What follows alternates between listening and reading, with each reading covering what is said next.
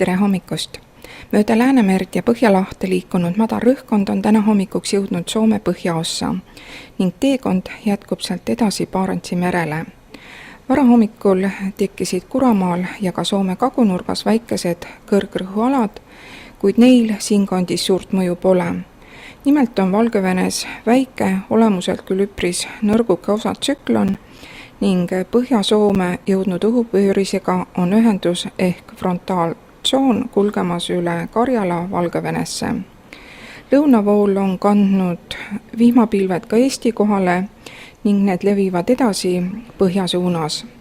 Äikesedetektor näitas hommikul pikselööke Lätis ning ka Eestis on täna äikest tulemas. Nii on siis meil täna päeva esimesel poole suhteliselt pilvine, õhtul peaks lõuna poolt alates pilvkate hõrenema.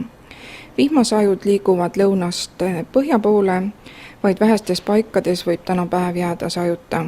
On oodata äikest. Puhub valdavalt põhjakaare tuul 2–7 meetrit sekundis. Äikese ajal võib olla aga tugevamaid tuuleile.